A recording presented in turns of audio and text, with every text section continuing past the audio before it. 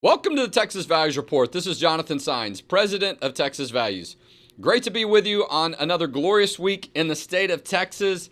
If you're like me and you're a college football fan, it's Texas OU week. All right, don't get mad at me, Aggies and, Horned Frogs and all the other allegiances out there. I love all the teams. I love watching college football, but, I have my personal interest and preference. So we might talk a little bit about that today. This issue, the show is about the issues of faith, family, and freedom. Sometimes the word football finds its way into that F letter alliteration, but we cover those issues in the arenas of the courts, the legislature, and the media. We know we had a regular session earlier this year. There's a special session coming up next week on Monday. We're going to talk about that today. We got a great guest that we're going to cover that issue. But go to our website, txvalues.org. And if you're like me and you've got your phone or you got your laptop handy and you're watching this on Facebook, I invite you to share this, get it in some groups. Let's bring more people into the conversation today because we're going to have a good one. So today, Senator Brandon Creighton is going to be our guest today on the Texas Values Report. So he is a longtime friend of our organization. We've worked together for many years, and he's a fellow attorney. He is a graduate of the University of Texas like myself, but also has his law degree from Oklahoma City University School of Law. So we are definitely going to talk some Texas OU football with him before we conclude. But he served in the Texas House and now has served in the Texas Senate for many years. It represents primarily areas of Montgomery down towards the east side of Houston, all the way over to Port Arthur and Beaumont areas, but makes his home in Conroe. And he is the chair of the Senate Education Committee. Chairman Brandon Creighton, welcome to the Texas Values Report. Hey, Jonathan, it's good to be with you.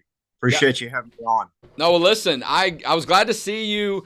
When did I see you? Last week at the Texas Youth Summit up there in the Woodlands, part of your district. Really great crowd, a lot of good people out there. Some buzz in the room. I don't know if it was officially announced at that point, but there was certainly the expectation. It's now official. There's going to be a a special session on Monday. I don't think the governor's put the call out yet. We'll talk about that in just a minute, but I know there's a lot to look forward to. But Senator Creighton, I believe this is the first time you've been on the show with us, so I do want to give you an opportunity to talk a little bit about your background and why it's been so important for you to serve in public service for our state of Texas.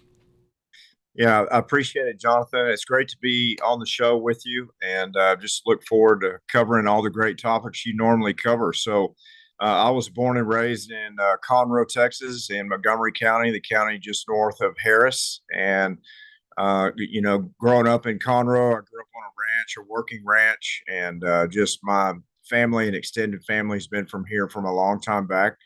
And you mentioned I went to the University of Texas, but I had, sort of a colorful road to get there. I worked at a chemical plant, Texaco chemical plant, as a pipe fitter for about a year, and then went through the Lone Star College here. It was Montgomery College at the time. It transferred into UT. And so we talk about how college isn't always for everyone. You might want to develop a trade or a skill, or you might want to pursue a 4-year degree. That wasn't a fork in the road for me. It was just a road. Yeah. So I ended up working in the Capitol years ago. Went on to work for the Texas Attorney General as an investigator, and then the Oklahoma Attorney General as a brief writer in the Criminal Appellate Division. And as you mentioned, I went to law school at Oklahoma's SMU. Basically, it's their private Methodist school right next to the Capitol. And I was proud to wear my burnt orange in those law school classrooms many days of the week.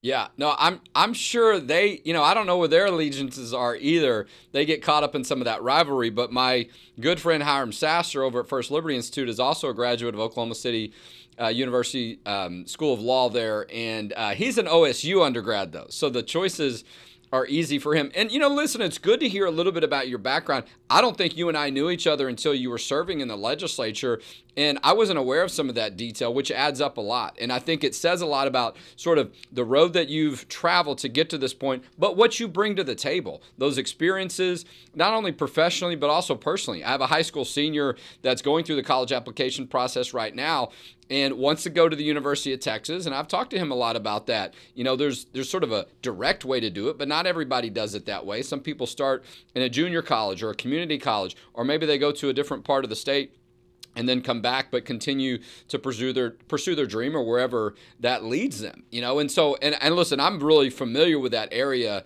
from going from Montgomery Community College, the Lone Star College. I think the branding and a lot of the strength to that particular effort has been extraordinary, and I'm sure you've been a part of that. Look, we bring some of those of our own experiences to what we do, even though for yourself, right, you represent people from around the district, but growing up in that area, having sort of a little bit of that rural side, that farm side, but also the business and the legal side, I'm sure gives you an opportunity to touch people in different places where they are, right? You get a good sense of who they are, regardless of what their background, their education, but also their professional experience. And what a great opportunity. Growing up in that area, you've lived there your entire life, and be able to represent the people. I'm sure you go into the grocery store, no matter where you go, you're probably easy to recognize.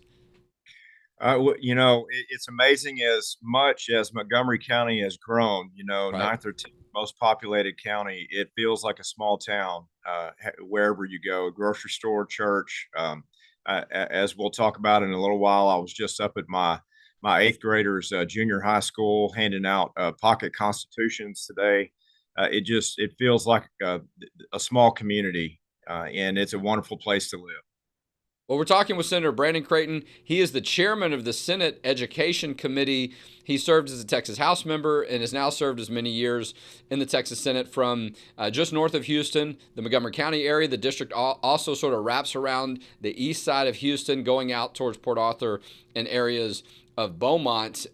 Let's talk about the education issue, and then I do want to talk about what you were doing earlier this morning, handing out the Constitution, because that is very important. I was in Montgomery County a couple of times recently, but in June, had a big event out at Honor Cafe, great facility. We had Riley Gaines out there talking about the Save Women's Sports issue, but a lot of the focus is what's going to happen next week. The governor has said on Monday, starting at 1 p.m., I believe, a special session is going to start. I haven't seen an official call. Maybe you have, but I do think it's safe to say the school choice is going to be a big issue. He's going around the state talking about that. I imagine we might see border security. So when we get to that point and there are bills filed on the education issue, whatever they are, but particularly on the school choice issue, is it fair to say those bills will come through your education committee?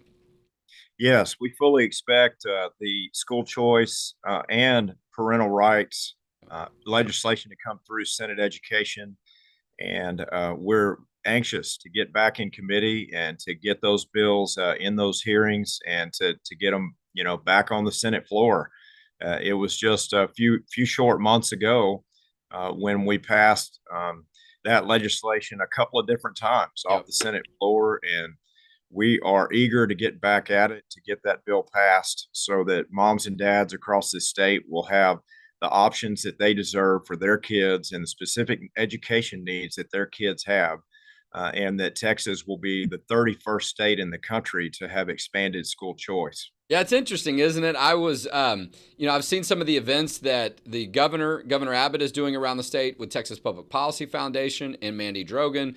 Texas Values has been a supporter of that. We've been one of the sponsors of that parent empowerment tour that the governor has been around. I don't think a lot of people realize that, Chairman Creighton, that all these other states for many years, states smaller, maybe bigger than Texas, whatever, that have had these educational freedom pieces of legislation and law, those people have had those opportunities in other states. And here's Texas, to your point, really being, not even, halfway there, or, we're beyond halfway as far as a lot of the states, to your point of being 31st. It's come time to do that. And I think that matches up with, how the state continues to grow, and even some rural areas where people are looking for options and they're wondering or not if the school in their area is really the best fit. And that's what we see a lot of times. Usually that is the case. You don't see a lot of change, but you see there are some people that think, maybe the school's a little bit better fit for me or for my family or for my children. And I think this is a conversation that's been going on for a long time, but for some reason it's been a struggle. I know the Senate can feel like, we did our job, we got something passed, whether or not the House sees it, of whether they did their job, or if they got to a certain point where nothing got completed, right? So we want to be optimistic, but we know it feels like it's been a struggle to do it. I do feel like this is the best chance we've had since I've been doing work at the Capitol to see something meaningful on school choice. And I would imagine the governor's been in your district on this issue. That helps a lot when the governor is not just talking about it, he's putting it on the ground. I mean, he's putting it on the line. And I imagine people, voters have noticed that as well. I mean, have you gotten any feedback? I mean, what's the sense in your district? What are you hearing about the school choice issue? The governor's statewide tour, working very hard to get the message out and to, motivate communities all over the state. Governor Abbott's done a wonderful job on that, and I think it's paying great results. He was in my hometown of Conroe during the regular session, and same results there. Look, our polling shows statewide that 77% of Republicans support school choice, and right around 50% of Democrats support school choice. So there's a strong push for it. I'm with you. I think in all the years that I've been a legislator or even on staff at the Capitol many years ago, that this is the best opportunity we have to make sure that moms and dads and these kids have what they need. And, we're going to be lifting up public schools with funding and also public school reforms like never before, teacher pay raises and other things going on. So this isn't money that's coming out of public schools. This is an investment separately that will run through the comptroller. It'll be a framework that has the strongest anti-fraud provisions in the country. And I think it'll be a model for the nation. No, I'm hopeful for that as well. We're talking with Chairman Brandon Creighton. He serves as chair of the Senate Education Committee, confirming what we would assume is that any bills on school choice and parental rights are going to come through the Senate Education Committee. That's his expectation. It's great to have a leader in your chamber, Lieutenant Governor Patrick, who for many years has been a supporter of school choice and has been trying to find a way to see some progress be made on this issue. And it's great to hear the polling numbers, too, that you mentioned. 77% of Republicans, at least 50% of Democrats that support school choice. And why not, right? I mean, you would hope that this would be an issue where you'd see bipartisan support. And I do think in many other states, it's not a Republican issue, right? It's a freedom issue, right? You'll see some states that maybe they're purple. I don't know what some of their political leanings are that would probably surprise people that there's been a lot of support for school choice in those areas. And sometimes that happens in some of your urban areas that can lean a little bit more Democrat at times, maybe in Texas and other states, where you have kids that are locked into a particular school and it's failing. We know Houston ISD has its struggles right now. Hopefully that gets turned around and people don't feel like they have choice. And they feel like, well, you only have access to a private school because those are the people that are privileged or have the money to do that. And so this gives everyone an opportunity, whether you're urban, whether you're rural, to know. And maybe you don't want to exercise that choice, but you have it if it's something that you need or somebody in your family needs. And so, I mean, this is an easy conversation, I think, to have. And I think some people, they're a little nervous. They'd rather you not even take up the issue because once people start talking about it, it makes a lot of sense. But that's why we have that process, right? So I'm looking forward to how that will be in your education committee as we move forward. And I don't want to make it all about what is the House going to do and that they haven't done anything. I know they've been doing some of their work. But I'm hopeful that we'll see some of that unity in that coming together. And when you have a special session, I think that a little bit more of that focus will give people an opportunity to see that. And I imagine you've been prepping for a while, knowing that this was pretty close or pretty certain to happening. And we're in a great time, right? Where you don't have any other big issues that they're going to tackle. There may be, but it's front and center, and I think it deserves to be. What do you think are some of the keys, if there are members, if you will, and constituents want to know, what can I tell my elected official to maybe move them in a direction that they would support school choice legislation as necessary? It's a great question, Jonathan. And really, in the House, and I served in the House for 8 years. There's some incredibly, bright members in the House of Representatives that not only that I served with, but that have come in since I moved over to the Senate, and these districts are very different in Yeah. what they expect. But a lot of Texas, has a school district that's 5,000 kids or less in their public schools, and they're very protective of their public schools, and it's the hub of the community. And many of these members have made promises long ago not to support school choice for one reason or another. And I think it's time just to explain that, look, we can reevaluate Right. when we need to strengthen the Texas electric grid. We can reevaluate when we need to overhaul CPS. We can reevaluate our efforts on the border and the ways that we address issues that this state faces in its immediate future. When we have a polar vortex with minus 10-degree weather for a week, is that something that we ever planned on? And how do we address those issues going forward? Things change and the landscape evolves. And it's okay for political leaders to address their community and say, I think differently now based on what I've learned than I did in the past. Yeah. And if there is something that any of us do in the brief eternity second that we are able to serve in elective office, school choice will be the vote and the issue that will decide the future of this state.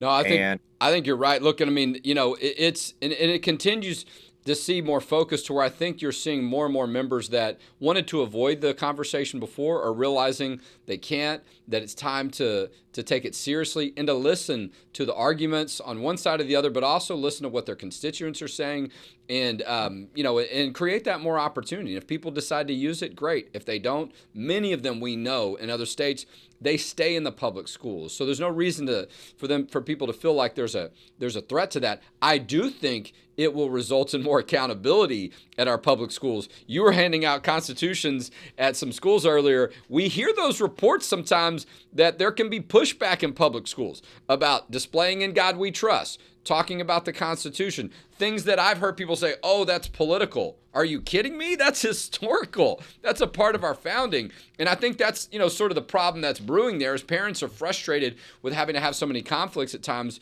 in the public schools. How did it go for you this morning when you were doing that? it was outstanding. I was at two different junior high schools that feed into Montgomery Independent School District High School. So I was at the 7th and 8th grade level. Cafeterias lined with murals all the way around the room honoring our veterans. Wow. Our American and state flag posted and framed prominently as you walk into the cafeteria area. We took pictures with the students that we handed pocket constitutions out to this morning next to "In God We Trust" signs. Just couldn't be more proud of examples like Montgomery Independent School District and all of the public schools throughout Senate District 4. But at the end of the day, there are specific needs that our kids across this state have, and moms and dads are not only better equipped, they are the authority over their children, right? And they are the individuals, not government, not systems, not institutions, that should make the decisions for their kids' education future. And having that freedom is something that Texas should not be 31st in doing so. We should lead the nation.